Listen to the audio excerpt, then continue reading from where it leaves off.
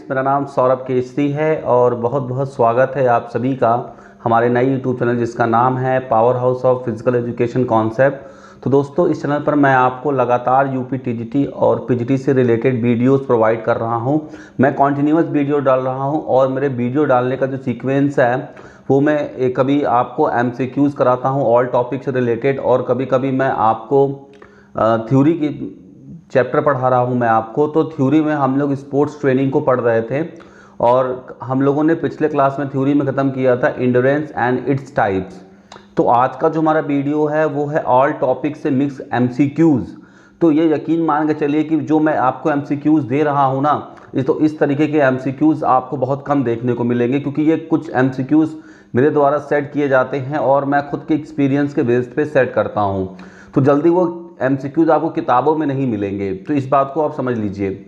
तो और बहुत ही अच्छे लेवल के एमसीक्यूज़ है। अगर आपने तैयारी कर चुका है, आपको ऐसा लगता है कि आपकी तैयारी अच्छी हो चुकी है, तो मैं कहूँगा कि आप अपने आप को असिस्ट करने के लिए, अपने आप को जज करने के लिए मेरे एमसीक्यूज़ को एक बार ज़रूर देखें। और एक बार और कहना चाहूँगा, अगर आप मेरे ग्रुप से जुड़ना चाहते हैं जिस पर मैं लगातार आपको नोट्स प्रोवाइड्स करता हूँ, बहुत सारे वीडियोज़ और जो भी नोट्स वगैरह मैं बनाता रहता हूँ उसको भी प्रोवाइड करता हूँ। तो मैं ये कहना चाहता हूँ, अगर आप तैयारी वाले ग्रुप में जुड़ना चाहते हैं तो मुझे मेरे मोबाइल नंबर जो कि डिस्क्रिप्शन बॉक्स में दे रखा है उस पर आप व्हाट्सएप पे हाय लिखकर मैसेज भेज दें, आपको तैयारी वाले ग्रुप में जोड़ लिया जाएगा। तो देख सकते हैं हम लोग कि ये जो हम लोगों का है UP TGT and PGT physical education जो एग्ज़ाम प्रिपरेशन के लिए हम लोग ऑल टॉपिक से मिक्स क्वेश्चंस के बारे में बात कर रहे हैं। ठीक है, तो चलिए स्टार्ट करेंगे बिना। तो आज है पार्ट 8। पार्ट 7 तक हम लोगों ने कर लिया है। अगर आप मेरे चैनल पर पहली बार आए हैं तो मैंने 7 पार्ट का वीडियो बना दिया है और हर पार्ट में लगभग 15 से 20 क्वेश्चंस को एमसीक्यूज़ को मैंने कराया है। तो चलिए स्टार्ट करेंगे और आगे की तरफ चलेंगे। और आज हम लोग देख लेते हैं हमारा क्वेश्चंस 96 तक हम लोगों ने कंप्लीट किया था पिछले 7 पार्ट में। अब हम लोग आए हैं पार्ट 8 में, तो हम लोग स्टार्ट करेंगे। तो सबसे पहला मैं पेन कॉपी ले लेता हूँ, आप भी ले लीजिए और मेरे साथ मिलकर बैठ जाइए। तो जब मेरे साथ आप मिलकर बैठेंगे तो आपको किसी प्रकार की कोई दिक्कत नहीं होगी। तो आइए, पेन ले लिया मैंने, आप भी ले लीजिए। तो सबसे पहला जो क्वेश्चन क्या कह रहा है, व्हाट इज फिटनेस। फिटनेस क्या होता है, तो आपको इनमें से बताना है। वो सबको पता है कि फिटनेस का मतलब होता है it is the capacity of an individual to do daily routine work without any fatigue, moreover he exert extra energy for emergency work. Okay, तो ये तो बहुत जल्दी था और सबको पता है, लेकिन यहाँ पे हमको इस ऑप्शन में से देखना है। तो कभी भी क्वेश्चंस करने का तरीका ये नहीं कि आपने जो पढ़ा है, जो रटा है, बस उसी को फट से मार दीजिए। आप ऑप्शन देखिए, क्योंकि देखिए क्वेश्चंस कठिन नहीं होते हैं, ऑप्शन कठिन होते हैं। अब यहीं पे सिंपल, तो हमेशा ऑप्शन को देख के मारिए, 2 से 3 बार ऑप्शन को पढ़िए ताकि आपको दिक्कत ना हो। ठीक है, तो चलिए स्टार्ट करेंगे। और तो पहला ऑप्शन हमारा पढ़ लेते हैं, capacity of a inner power to be rich, मतलब अमीर होना। नेक्स्ट है स्टे हेल्दी, स्वस्थ रहना, और स्लिम बॉडी। तो आप क्या समझते हैं, what do you mean by physical fitness. तो यहाँ पे जो इसका सबसे परफेक्ट आंसर होगा वो होगा option A, capacity of inner power. चलिए नेक्स्ट क्वेश्चन की तरफ चलते हैं। School health records to be used. School में जो बच्चों का हेल्थ रिकॉर्ड रखा जाता है, आप देखा वो हेल्थ चेकअप कराया जाता है, तो रिकॉर्ड क्यों रखा जाता है इसके बारे में बात हो रही है। बाय मेडिकल ऑफिसर, ठीक है, उनके यूज़ के लिए रखा जाता है कि मेडिकल ऑफिसर आएंगे उनको देखेंगे। यहाँ पे क्यों रखा जाता है, क्यों कराया जाता है, इसकी बात हो रही है। तो क्वेश्चंस को आप ध्यान से दीजिए, देखिएगा। ओनली नर्सेज के लिए, मतलब उनके अवेलेबिलिटी के लिए। Next, to understand student more, only for teachers help. तो बच्चों को समझने के लिए, टीचर्स के हेल्प के लिए उनको कराया जाता है कि बच्चों के, मतलब हर बच्चे के बारे में मेडिकली वो जानते रहें, तो इससे टीचर को उनको समझने में आसानी हो। नेक्स्ट है to cure disease by compounders. Okay, तो ये इसलिए करा जाता है कि जो उनको कोई प्रॉब्लम है तो कंपाउंडर के द्वारा ठीक किया जा सके। तो देखिए इन सब में 2 ऑप्शन आपको एकदम करीब लग रहा है, सी और डी। बहुत सारे बच्चे 2 ऑप्शन पे जाएंगे, सी और डी, लेकिन मैं आपको बता दूं कि यहाँ पे एक वर्ड देखिए आप, school health programme, health record की बात हो रही है। तो स्कूल में कंपाउंडर से कोई मतलब है ही नहीं। बात समझ में आ रही है। आपको क्या करना है कि यहाँ पे स्कूल में इसलिए हेल्थ चेकअप कराते हैं ताकि जो कोई बच्चा होता है अगर कोई प्रॉब्लम उसको है तो टीचर्स उसको मतलब कभी पनिशमेंट नहीं देता है, लेकिन फिर भी मतलब कभी कोई पनिशमेंट देने से पहले उसके दिमाग में ये बातें रहे कि ये बच्चे के साथ ऐसा प्रॉब्लम है। तो जो फिजिकल एजुकेशन टीचर्स होते हैं ना, इसीलिए उनको हर बच्चों का हेल्थ रिकॉर्ड रखना होता है, ताकि वो जब किसी को कोई एक्टिविटी करा रहे होते हैं या किसी को कोई ट्रेनिंग दे रहे होते हैं तो उसको इस बातों का ध्यान बहुत ज़रूरी है। तो अंडरस्टैंडिंग टीचर्स के लिए स्कूल हेल्थ रिकॉर्ड रखा बहुत ज़रूरी है। इसका ऑप्शन सी एकदम राइट होगा। आइए नेक्स्ट क्वेश्चन की तरफ चलते हैं और आगे देख लेते हैं। Question number 99, out of the following name the disease that is not categorized as a communicable disease. इनमें से कौन है जो कम्युनिकेबल डिजीज के क्लासिफाइड नहीं किया गया है। ठीक है, तो इसका जो राइट आंसर होगा वो राइट आंसर, देखिए थोड़ा सा आसान क्वेश्चन है इसलिए मैं इसको डायरेक्ट बता दे रहा हूँ, लेकिन जो कुछ कठिन क्वेश्चंस होंगे वो मैं डायरेक्टली, क्योंकि नंबर ऑफ क्वेश्चंस ज़्यादा से ज़्यादा मैं करा पाऊँ इस वजह से। तो डायबिटीज़ इसका राइट आंसर है। चलते हैं आगे और नेक्स्ट क्वेश्चन की तरफ बढ़ते हैं। आइए, food which disease for which disease the flies are not the carrier. मतलब इनमें जो बीमारियों के नाम दिए हैं, जैसे टाइफाइड दिया है, येलो फीवर दिया है, कालरा दिया है, डिजेंट्री दिया है, तो इनमें से कौन सी बीमारी है जो मक्खी उसका वाहक नहीं है, मतलब मक्खियों के द्वारा नहीं फैलती है। ठीक है, तो इसका जो राइट आंसर होगा येलो फीवर। जो येलो फीवर होता है ना वो मक्खियों के काटने से नहीं होता, बाकी टाइफाइड मक्खियों के काटने से होता है, कालरा होता है, डेंगू होता है, डिजेंट्री होता है, ये सब चीज़ें आपके मक्खियों के वाहक हैं, मक्खियों से फैलते हैं, लेकिन येलो फीवर आपका मक्खी से नहीं फैलता है। चलिए आगे बात कर लेते हैं। Normal heart rate of stroke volume. अगर नॉर्मल हार्ट रेट देखा जाए स्ट्रोक वॉल्यूम का, तो मतलब 1 मिनट में, यानी इसका सीधा सा मतलब है कि ये पूछ रहा है cardiac output, volume of cardiac output. तो कार्डियक आउटपुट कितना होता है, तो जैसा सबको पता है कि एक इंसान के अंदर 5 से 6 लीटर होता है, बट अगर एक रेंज की बात करें, कैलकुलेशन की बात करें, तो देखिए 72 इंसान का क्या होता है, हार्ट रेट होता है, और इनटू एक बार में हमारा जो स्ट्रोक वॉल्यूम है, एक स्ट्रोक यानी 70 ml निकालता है। तो जब आप इसको मल्टीप्लाई करेंगे तो आपके पास आएगा 50 और 40 ml। तो इसका मतलब आपका, तो यहाँ पे आप देख लीजिए, तो इसका मतलब 5.04 लीटर, ये इसका करेक्ट आंसर होगा। अगर ये क्वेश्चन नहीं समझ में आया तो फिर से मैं बता देता हूँ एक बार, कि यहाँ पूछा है कि स्ट्रोक वॉल्यूम, अगर नॉर्मल हार्ट रेट के हिसाब से आपका स्ट्रोक वॉल्यूम 1 मिनट में कितना होगा। ठीक है, तो यानी 5.04 लीटर पर मिनट, तो ये कार्डियक आउटपुट होगा। आइए नेक्स्ट बात कर लेते हैं। Who was the first Indian to win an award in Wimbledon. तो आपने सुना होगा विम्बलडन ट्रॉफी किस में दी जाती है। विम्बलडन जो होता है, विम्बलडन कप होता है टेनिस में, बहुत ही फेमस है विम्बलडन, जो कि घास के मैदान पे होता है। ठीक है, तो अभी इसमें आपको मैं बताऊंगा बहुत अच्छी सारी बातें। तो सबसे पहला वो कौन भारतीय है जो विम्बलडन ट्रॉफी जीता था, ठीक है, विम्बलडन का खिताब जीता था, तो वो है रमेश कृष्णन। कौन है, रमेश कृष्णन। ठीक है, आइए, क्योंकि ये याद करने वाली चीज़ें हैं, समझाने वाली नहीं है, इसलिए मैंने इसमें बहुत ज़्यादा टाइम नहीं लिया आपको। आगे क्वेश्चन मैं चाह रहा हूँ, क्योंकि बहुत सारे बच्चों के जो आते हैं क्वेरीज, वो बोलते हैं कि सर मैक्सिमम क्वेश्चंस आपके अच्छे होते हैं, तो आप मैक्सिमम क्वेश्चंस को सॉल्व कराने की कोशिश किया करिए, तो मैं वही करने की कोशिश कर रहा हूँ। आइए आगे चलते हैं। देखिए क्वेश्चंस बहुत अच्छे हैं। When talking about peeking which of the following statement is not true. Peeking का मतलब यहाँ पे है कि परफॉर्मेंस से रिलेटेड बात हो रही है।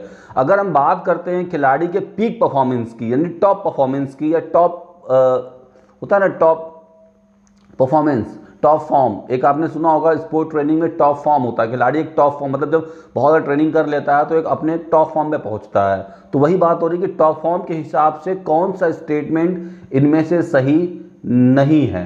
ठीक है, कौन सा इसमें से सही नहीं है, तो इसका जो आप पहले पढ़ लेते हैं स्टेटमेंट हम। World class athlete can generally hold their peak for month before levelling of.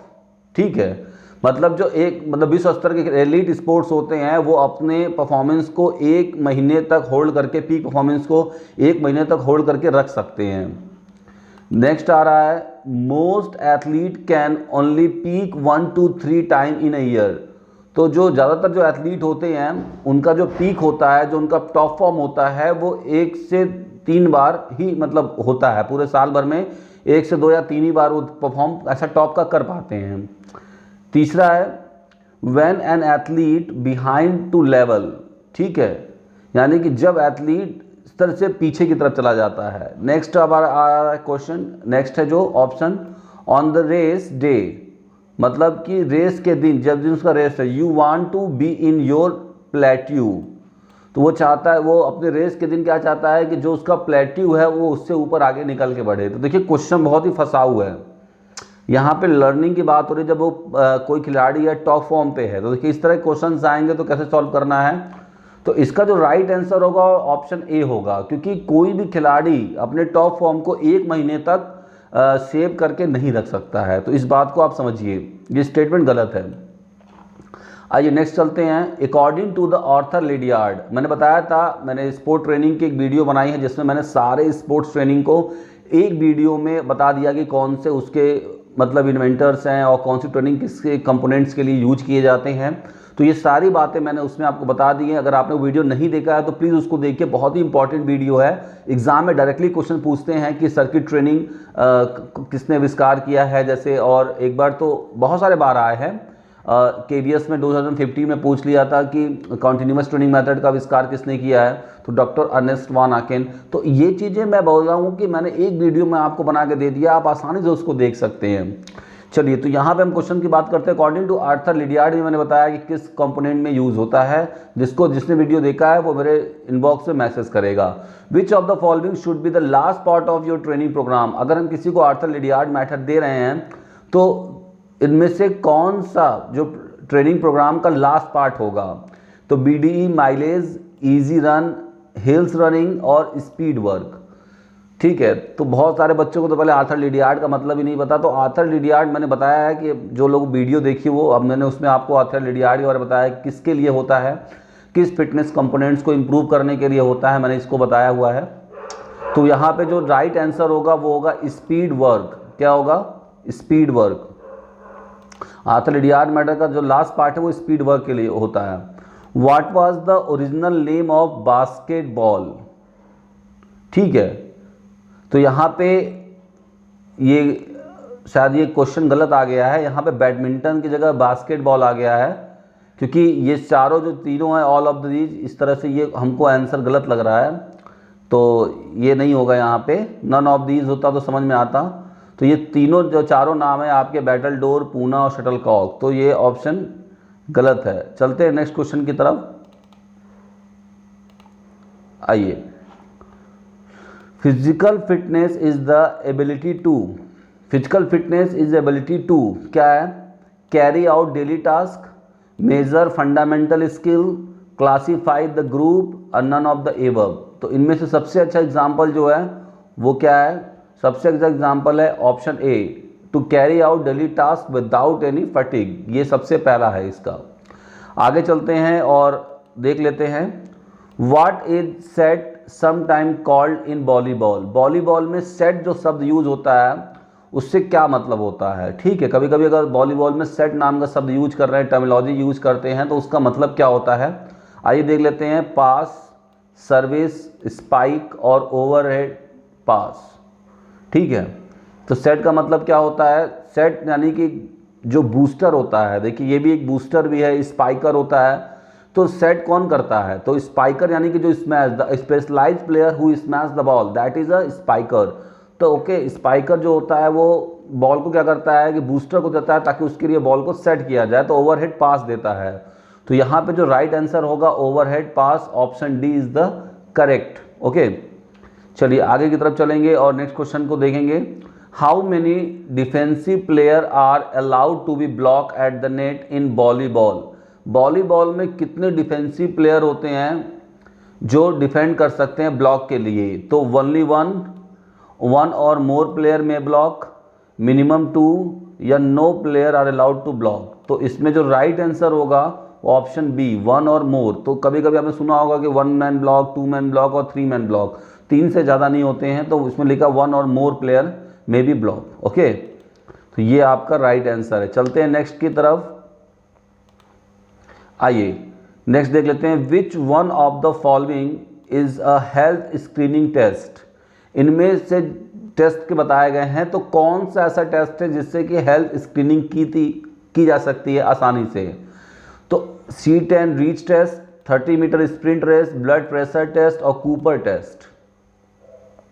तो इसका जो राइट आंसर होगा, इसमें हेल्थ की बात हो रही है, इसमें कंपोनेंट फिटनेस कंपोनेंट की बात नहीं हो रही है, हेल्थ स्क्रीनिंग की बात हो रही है। तो ब्लड प्रेशर सबसे अच्छा टेस्ट होता है हेल्थ स्क्रीनिंग के लिए।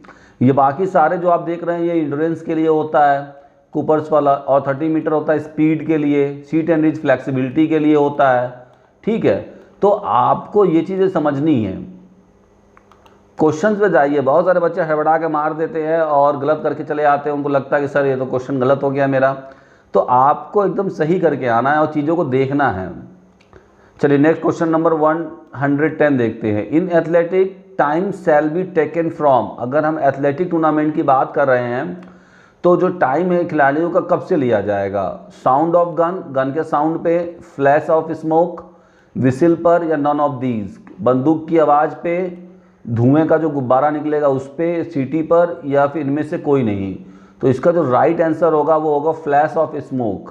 यानी जब गन शॉट करते हैं ना तो गन के साउंड पे नहीं होता है, जो उसमें स्मोक निकलता है, इसीलिए गन शॉट के पीछे एक ब्लैक कलर का वो लगाते हैं ताकि स्मोक दिखे।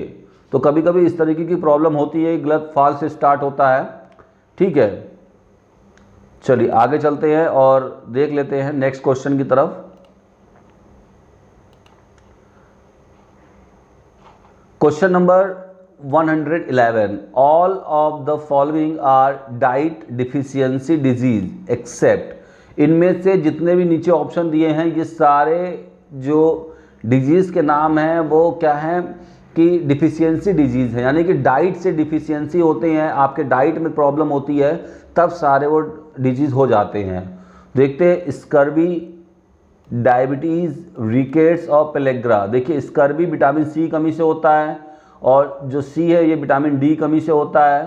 पेलेग्रा होता है विटामिन B6 की वजह से होता है। ठीक है, तो ये चीज़ें हैं। लेकिन डायबिटीज़ किसी भी विटामिन और डाइट कमी से नहीं होता है, ये इंसुलिन की कमी से होता है। ठीक है, तो यहाँ पे इसका राइट आंसर ऑप्शन बी हो जाएगा। One of the most important function of bile on the body is. इनमें से सबसे महत्वपूर्ण कार्य बाइल का क्या होता है, जो बाइल जूस निकलता है उसका सबसे महत्वपूर्ण कार्य क्या है इनमें से। Stimulate blood acidity, regulate carbohydrate absorption, inhibit the action of enzymes, assist in the digestion of fat.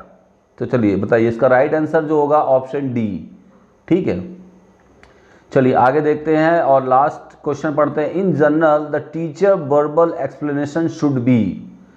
तो अगर हम सामान्य भाषा में बात करें तो टीचर का जो वर्बल एक्सप्लेनेशन है वो कैसा होना चाहिए। तो यहाँ पे लिखा include the use of adolescence, ठीक है, slang in order to be understand. मतलब हमें ऐसे शब्द बोलने चाहिए किशोर के, ऐसे मतलब बच्चों को ऐसे शब्द बोलने चाहिए जिससे कि उनको कोई हानि ना पहुँचे, किसी प्रकार का कोई दिक्कत ना हो। मतलब आप वर्बल अगर टीचर हैं तो आप अपने वर्बल अगर आवाज़ दे रहे हैं या वर्बल मतलब आप कोई चीज़ एक्सप्लेन कर रहे हैं तो वर्बल आपका कैसा होना चाहिए, किस तरह का होना चाहिए, ये बोलने का मतलब है यहाँ पे। Be more lengthy for beginner than for advance. तो कोई नया नया बच्चा है उसके लिए आप बहुत लंबा चौड़ा बोल रहे हो और एकदम एडवांस लेवल पे बोल रहे हो, ऐसा वर्बल ही आपका होना चाहिए। Tell how the activity is to be done. उनको ये तुरंत बताना चाहिए कि आप एक्टिविटी कैसे करना है, तुरंत ये बताना चाहिए। या begin with something the students already know. तो जब भी हम बच्चों को कोई भी चीज़ एक्सप्लेन करेंगे वर्बली तो सबसे पहले हम उससे वहाँ से स्टार्ट करेंगे, begin with something the student already know. मतलब वहाँ से स्टार्ट करेंगे जब जहाँ से बच्चे उन्हें पहले से उसके बारे में थोड़ा बहुत जानते होंगे। जैसे हमने अगर कोई टॉपिक पहले बच्चों को अगर हमको पढ़ाना है तो सबसे पहले बच्चों से पूछते हैं कि उनका क्या है, what do you understand by this term. जैसे मैं पढ़ाता हूँ तो मैं बच्चों को what do you understand by physical fitness, पहले उनकी चीज़ों को जानने की कोशिश करता हूँ, फिर उसके बाद मैं उसी को कोरिलेट करके उनके शब्दों में बताने की कोशिश करता हूँ।